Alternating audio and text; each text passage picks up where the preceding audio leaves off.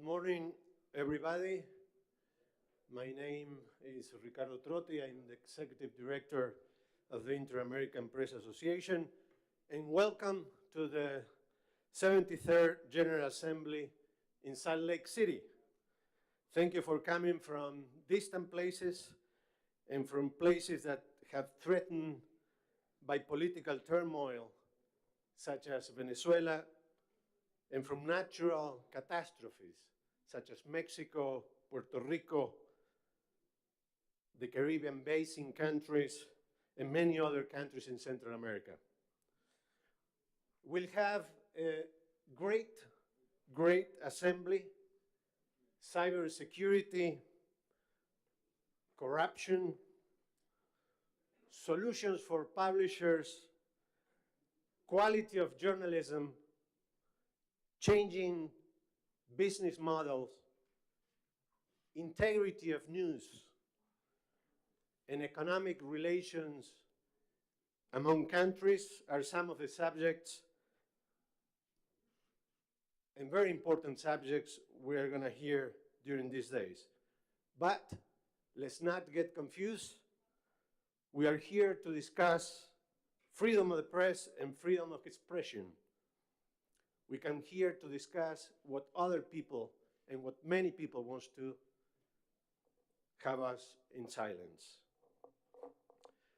Those who threaten media and those who kill journalists. So we are going to be here discussing issues,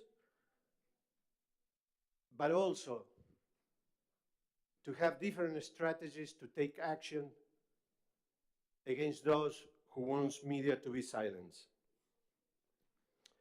Of course, we wouldn't be here without the will, help, and leadership by our president, Matt Sanders, and one of our most distinguished members in IAPA in the States, which is Deseret Digital Media.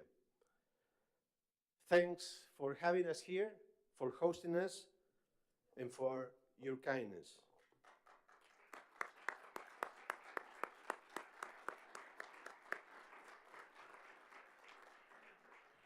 And before introducing Matt to introduce the Lieutenant Governor, Spencer Jaycox, I want to introduce the head table to you. Jorge Canahuati, President of Executive Committee from Honduras.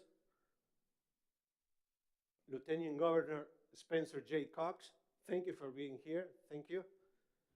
Of course, the man of the hour, Matt Sanders, in the center. Scott Shores, our honorary president. Juan Luis Correa, our first vice chairman from Panama. Maria Elvira Dominguez, our second vice chairman from Colombia.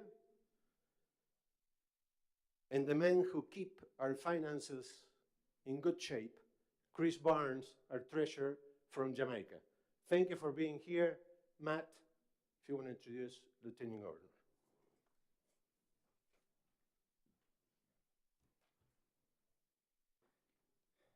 Muy buenos días.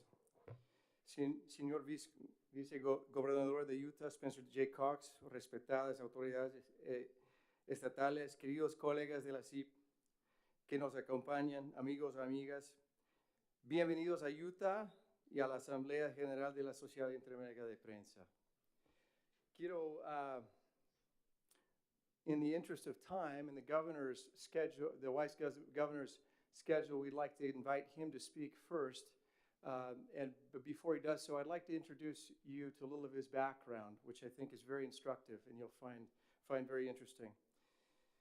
Spencer Jaycox is Utah's 8th Lieutenant Governor, and he's from Fairview, Utah, which is south of Salt Lake, where he currently resides with his wife, Abby, and their 4 children. You should know that he commutes over two hours each day, correct? One way.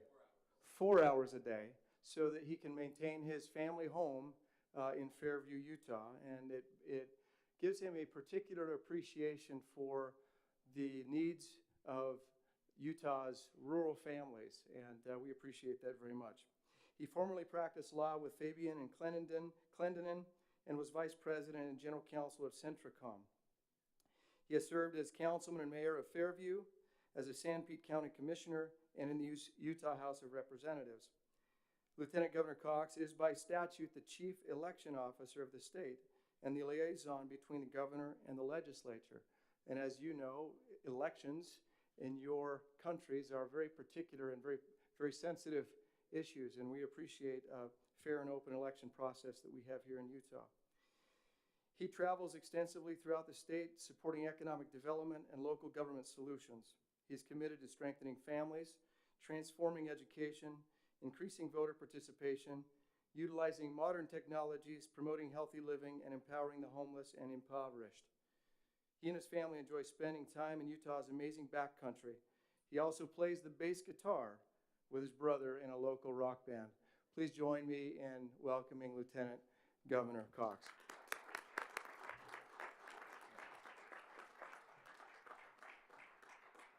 Thank you, Matt, for that very kind introduction. Ladies and gentlemen, welcome to the great state of Utah. We're so honored to have you.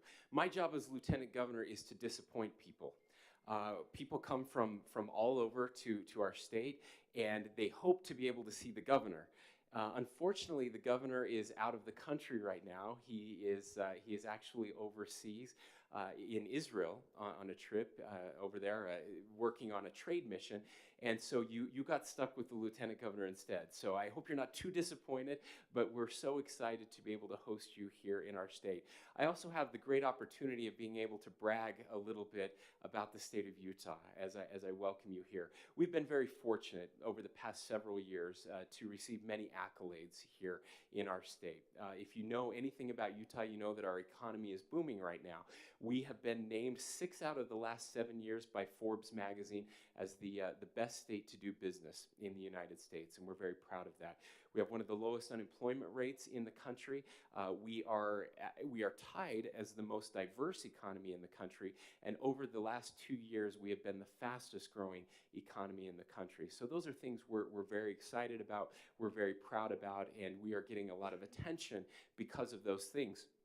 Now, I also serve as the Secretary of State here in the state of Utah. We don't have that position. It's subsumed by the Lieutenant Governor's office, and so I do oversee elections. I also host visiting dignitaries when they come into our state and get an opportunity to speak with them. And they often come with a little bit of confusion. They're very familiar with our coastal cities and our coastal states. Many of them know Los Angeles and Seattle. They know New York and Washington, D.C. and Boston. They understand the economies of those states, but they're often very confused about how a state like Utah could be so successful when we're out here kind of in the middle of nowhere with some rather strange people. You've met Matt, so you understand that. I'm just kidding, Matt, but they come here and they want to know more. They want to know why Utah is having so much success. And so in a few minutes today, I hope to share a little bit about why I believe that Utah is having so much success. First and foremost, it starts with the people that live here. I hope you get an opportunity to interact with Utahns, but there are some things that make us a little unique. First and foremost, we speak more second languages per capita than anywhere else in the United States. Es decir, que hay muchos de nosotros que hablamos idiomas más que inglés. Es importante, yo viví 2 años en México. Fue una oportunidad muy grande para mí y para mi familia tener la oportunidad de vivir en un país diferente, de conocer la gente allí y de conocer el idioma y la cultura de la gente mexicana.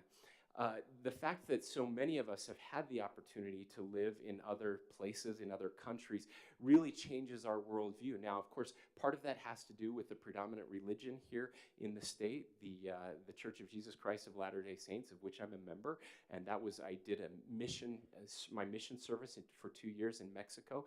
I have a son right now who is serving as a missionary in Africa. He is learning Portuguese. and very excited to be serving in Mozambique, the people there. And I think that type of experience changes your worldview. It's something I wish more Americans had the opportunity to do, especially young Americans, because as you've seen, and I'm sure you'll talk about, there is a move right now in our country to become very nationalistic, which is, we should be proud of our nations. Everyone should be proud of that. But I think it's so important to have a global perspective and to understand the way our countries and our cultures interact. And I'm very fortunate. It changed my life, the time I spent in Mexico, and continues to influence the policy decisions that we make here in the state of Utah. We also believe in an openness here. When there was a big pushback here in the state of Utah, here in the United States, to refugees coming into our country, our governor was one of the few Republican governors who stood up and said, that's not right, and here in the state of Utah, we welcome refugees. It's important to who we are. Now, part of that also has to do with our history. Many of the people that settled this place were political and religious refugees themselves. My own great-great-great-grandparents had their house burned to the ground as they were kicked out of Missouri and left what was then the United States to come to Utah seeking religious freedom. We haven't forgotten those lessons, and so we believe that religious freedom is so important, and that Utah should be a place of refuge for religious and political refugees from across the globe. So we do have some wonderful people that live here. And the second thing that I think is important when it comes to understanding Utah and what we are is that we lead the nation in volunteerism every year, and there isn't a close second. We also lead the nation in charitable giving every year, and there isn't a close second. Now, the reason I think that is so important is from a personal standpoint, and you all know this, when you give, it changes who you are, and you become much more compassionate, much more understanding. You look for ways to help other people. But there's something else that happens when you give. It builds up communities, and it builds up our society. We have some challenges here in the state of Utah. We have a very young population, which is a good thing to have. We have more children per capita than anywhere else in the country. We're really good at having kids here in the state of Utah. And it's expensive to educate children, and we have challenges. We are also the fastest growing state in the country right now. That is partially because of the number of children we have, but we are also having a huge influx of people immigrating and moving from other states and from other countries into Utah right now. A lot of people from California are coming to Utah.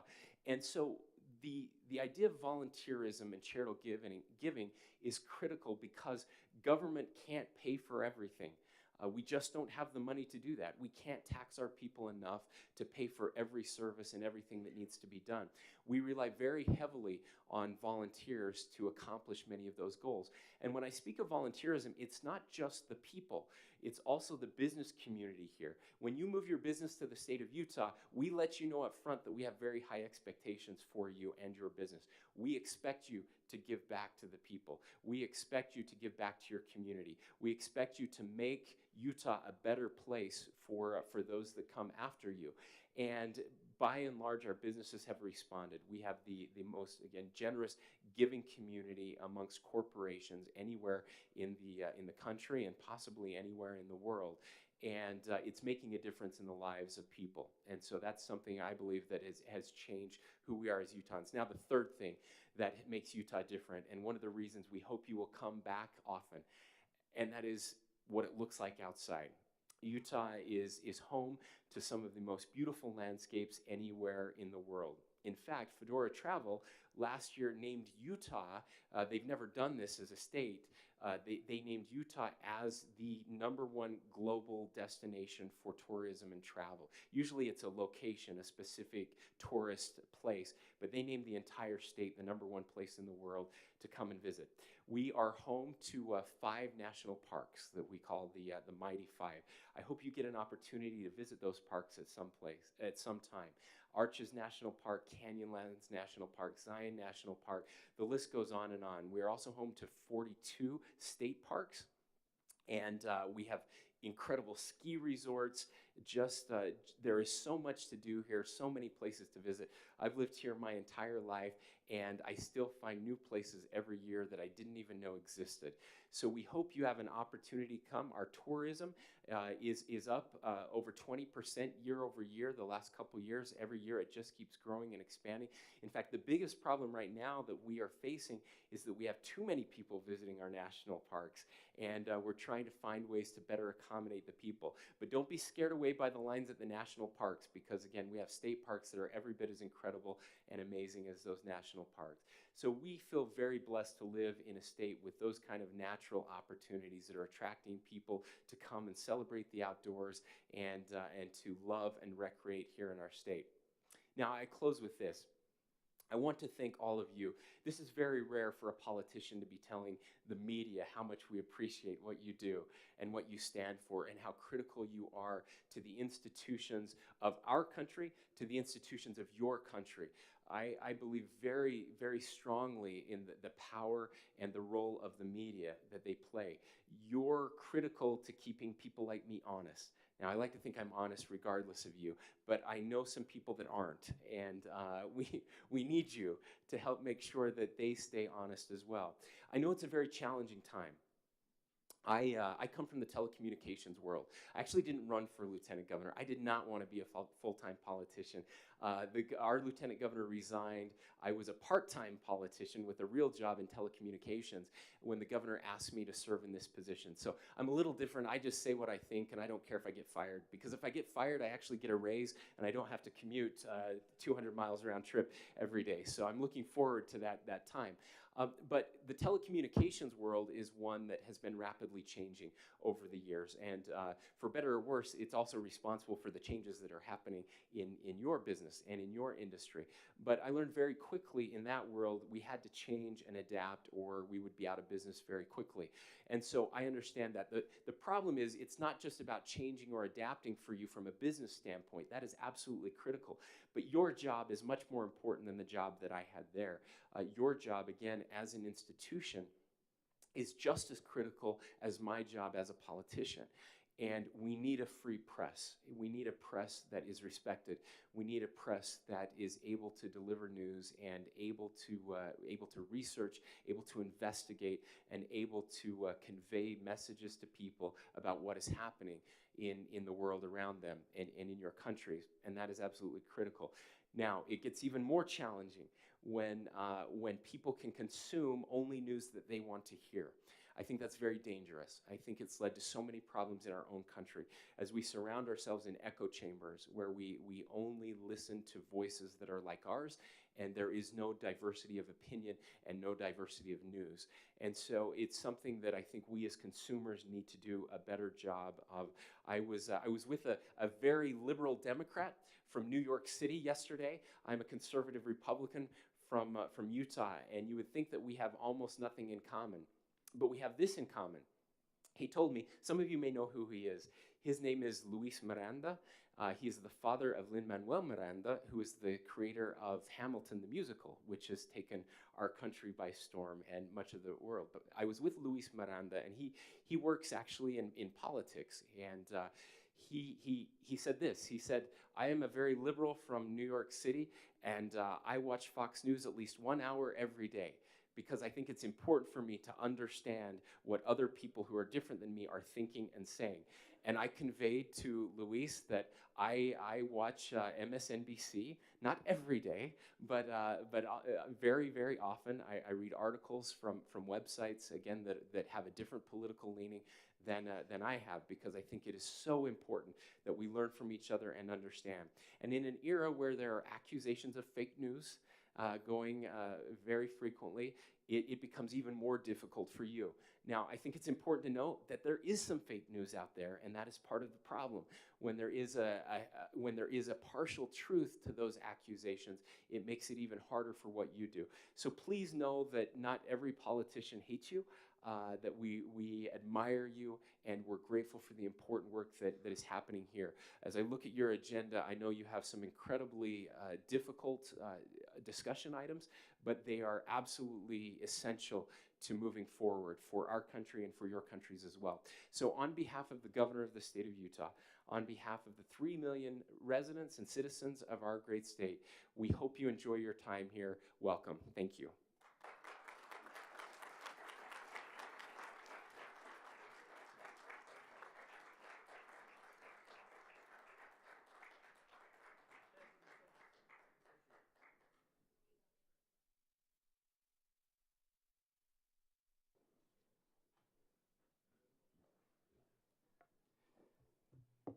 Due to scheduling, the Lieutenant Governor has to leave immediately. Thank you once again, Lieutenant Governor.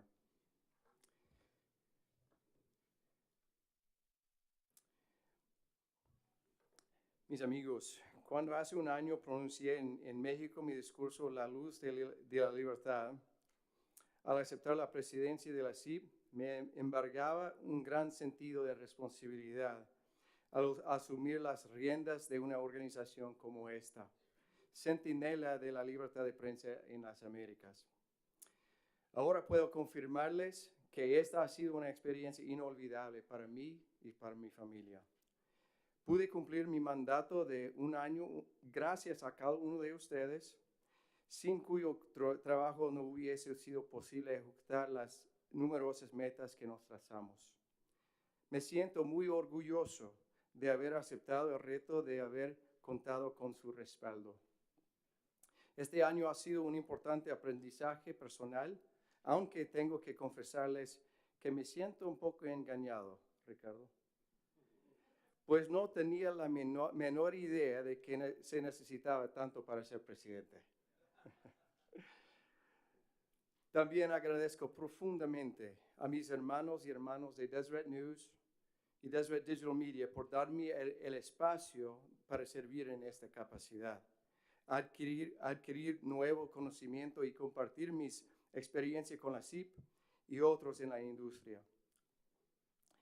Especial reconocimiento va para todos los auspiciadores e involucrados en la organización de esta reunión, que nos permite mostrarles a los amigos que nos visitan de 20 países y de otros estados de los Estados Unidos. La maravillosa Salt Lake City, nuestro hogar. Quiero ofrecer agradecimiento particular a Ricardo Trotti y a su equipo de la CIP. Son profesionales excepcionales y ahora mis amigos. También les agradezco a Katie Duclos y su equipo de Utah Media Group por manejar los asuntos logísticos de esta asamblea. Agradezco también a los miembros del comité anfitrión por su guía, trabajo y soporte en preparar esta experiencia para ustedes. Finalmente, doy gracias a mi familia por el apoyo que me han brindado por los muchos viajes durante mi tiempo en la CIP y además por acompañarme en muchos de ellos. Ha sido una gran aventura, no grave, para nuestra familia y les agradecemos que nos haya acogido y nos haya incluido como su familia. Quiero hacer aquí una pausa para referirme a los numerosos fenómenos naturales que en meses recientes han causado sufrimiento y desastre a millones de seres humanos del Caribe, Centroamérica, México, Texas, Florida y California. Desde este espacio expresamos nuestra solidaridad para las víctimas de huracanes, tormentas, terremotos e incendios que dejaron muerte y destrucción.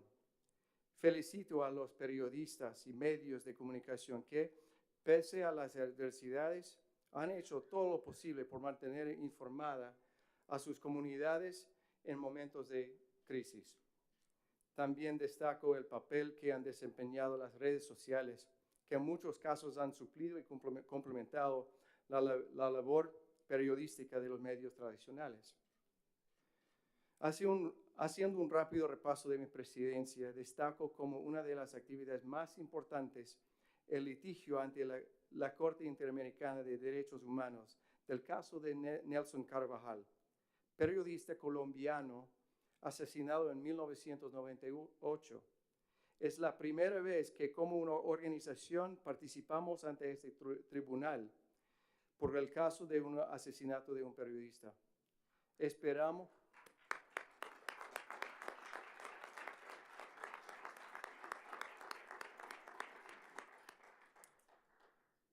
Gracias. Esperamos para principios de 2018 tener un fallo que siente un precedente jurídico, recompense a los familiares y se convierta en un caso que permita luchar contra la impunidad y los crímenes contra periodistas. Agradecemos la colaboración de 14 organizaciones de prensa aquí presentes, como ADEPA de Argentina, ANP de Bolivia, ANP de Chile, Andiarios o ahora AMI de Colombia y el Foro de Periodistas de Panamá, entre otras, además de la Comisión Nacional de Derechos Humanos de México y más de 100 del mundo agrupadas en el IFEX que respaldaron gestiones de la CIP ante la Corte Interamericana. Gracias. Si bien tuvimos una experiencia importante por el caso Carvajal, la violencia sigue siendo un grave problema para nuestra región. Lamentablemente, desde nuestra reunión de medio año en Antigua en marzo pasado, 9 periodistas fueron en marzo pasado, 9 periodistas fueron asesinados. En total, 18 han sido asesinados en 2017, 10 en México, 3 en Honduras, 2 en Perú, 2 en República Dominicana y 1 en Guatemala. Si agregamos a esta estadística a los familiares y colegas de las víctimas y a los medios afectados, el efecto sobre la libertad de expresión es devastador. Nuestro más sincero abrazo a las familias y mantenemos nuestro compromiso de seguir exigiendo la administración de justicia por cada uno de esos crímenes. Pido un minuto de silencio para recordar y honrar las vidas de nuestros colegas que cayeron por informar. Muchas gracias.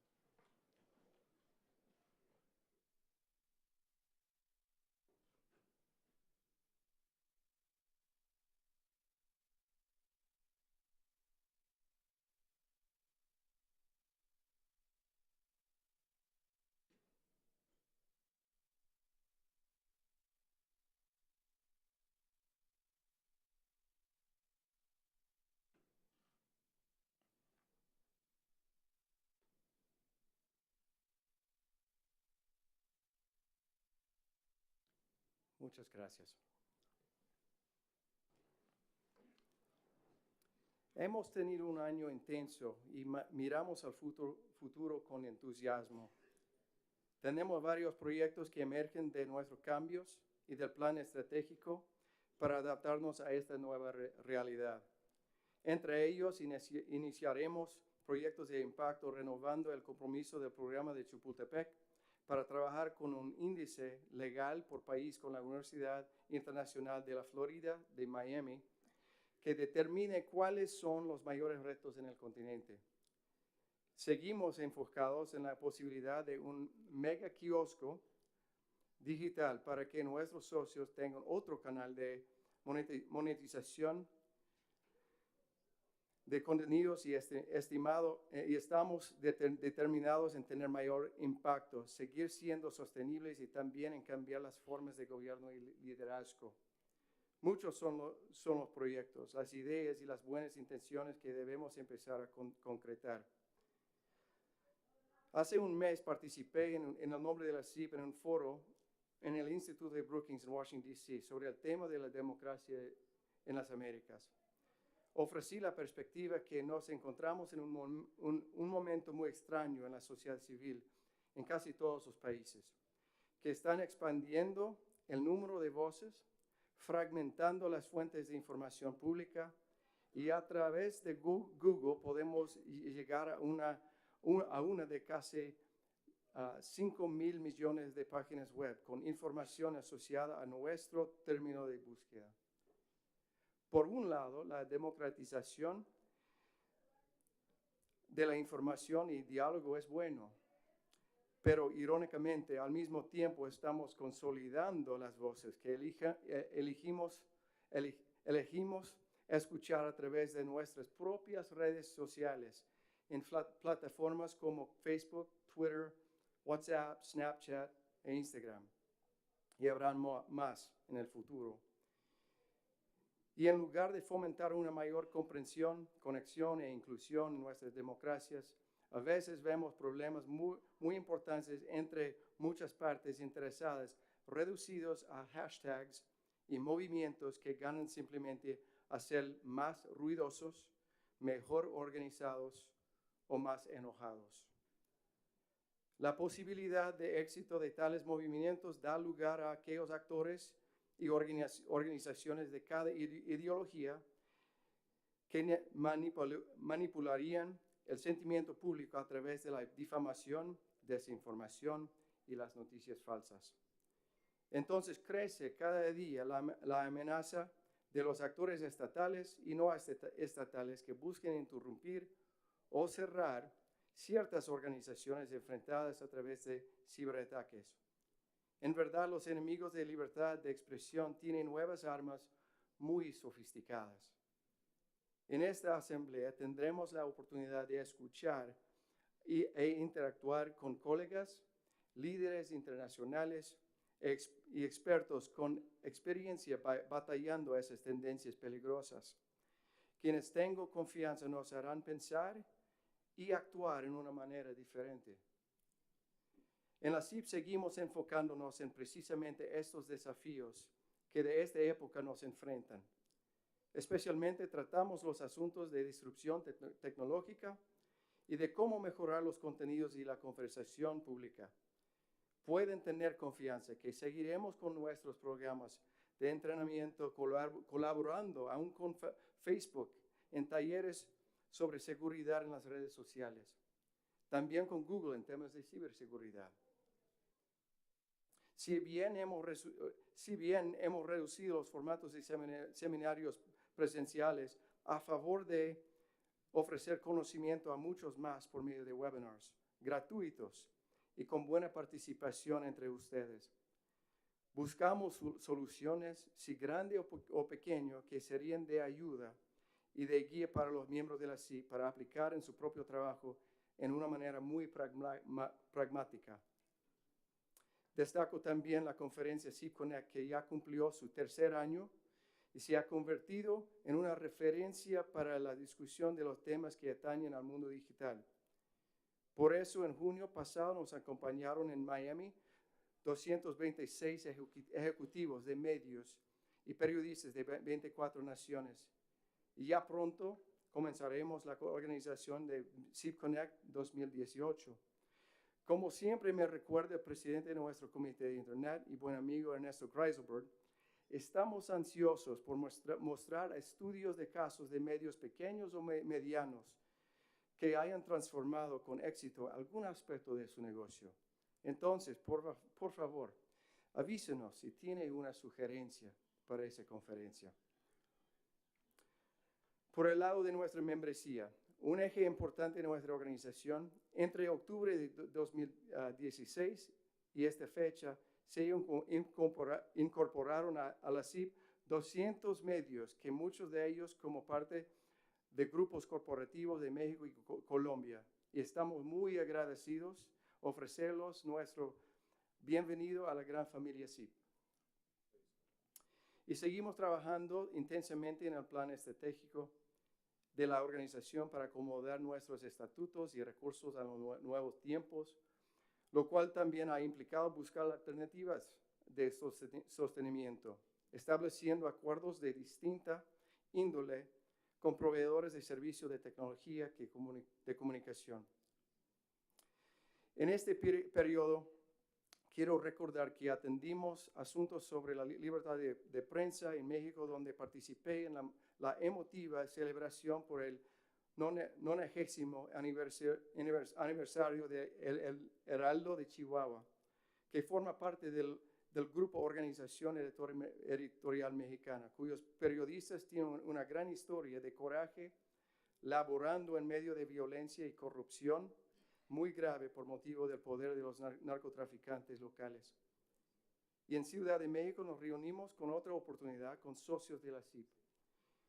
por casos de asesinatos de periodistas, seguro de vida para periodistas y visitamos a funcionarios del Instituto Federal de Telecomunicaciones. En Perú, junto a mi familia y mis colegas de la CIP, tuve la oportunidad de conocer al presidente Pedro Pablo Kuczynski, que firmó la Declaración de Chapultepec. Allí también conversamos con otras importantes autoridades del país por temas de violencia e impunidad. ¿Cómo se dice eso? Descriminalización, eso. Lo siento. La lengua del gringo. De los delitos de difamación, propiedad de los medios y sobre varios proyectos de la ley contrarios a la independencia de los medios. En cumplimiento al compromiso asumido en la reunión de Antigua, nos trasladamos a Panamá para estudiar la situación que afecta a los grupos editoriales GESE y IAPA. A Washington, D.C., me desplacé junto a mis colegas de la CIP en 3 ocasiones este año para cubrir asuntos de asesinato de periodistas, ciberseguridad y sobre la situación de libertad de prensa en Estados Unidos, Cuba, Ecuador, Panamá y Venezuela, por supuesto. Todo nuestro trabajo no sería posible sin el apoyo de fundaciones como la Knight, Scripps, McClatchy, para mencionar algunas, así como el apoyo generoso de empresas proveedores de servicio, desde Protect Media, a Vendicia, o a Press Reader, a Art Publishing, The Washington Post, y a TV Venezuela, entre otros. Gracias a todos. Para aquellos que han apoyado a esta asamblea en Salt Lake City como auspiciante, ofrecemos un sincero agradecimiento. Por favor, tómese un momento para visitar los stands afuera de nuestros patrocinadores y expositores durante nuestros descansos. Ciertamente ha sido un año intenso de estar representando a la organización con mucho orgullo y respeto, especialmente aprendiendo de todos ustedes para seguir con nuestra institución, como dice atrás, always pioneering.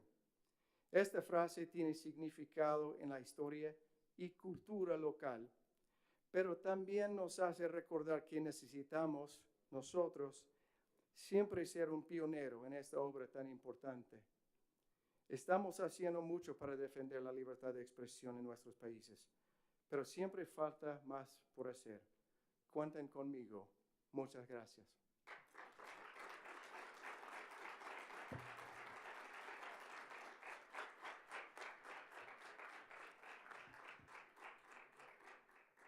Muy bien, Matt, muchísimas gracias. Vamos ahora sí a arrancar con parte de la asamblea, pero antes que se despida la mesa les quiero contar, porque muchos de ustedes han estado sorprendidos por cómo tenemos distribuidas las mesas. Matt nos ha enseñado en toda esta etapa de monetización. Entre 2 o 3 horas vamos a tener unas ruletas, vamos a jugar la CIP es banca y ahí es donde vamos a empezar a recaudar dinero también para la CIP, así que no sean problemas. Muchísimas gracias, Matt, entonces por esa muy buena idea que seguiremos en toda la CIP. Gracias por estar con nosotros y ahora sí les invito a bajar de... Yo sé que quieren quedarse, pero ahora sí vamos a empezar con un programa muy importante. Gracias por estar con nosotros. Quiero comentarles, si nos ponemos de acuerdo, que el hashtag o la etiqueta para esta reunión sea hashtag CIP 2017. Parece bien, así es más simple. Y vamos a poner CIP UTA y mejor vamos a poner CIP 2017. Va a ser transmitido cada presentación que vamos teniendo, va a ir presentándose en el canal YouTube, de la CIP. Les quiero comentar también que en esta asamblea, y ya antes de presentarlo, pero quiero que ya se acerquen entonces a la mesa de trabajo, por favor a Rosenthal Alves y a Jeff Jarvis, que nos acompañan a la mesa, y mientras ellos se están acomodando, Primero quiero saludar muy especialmente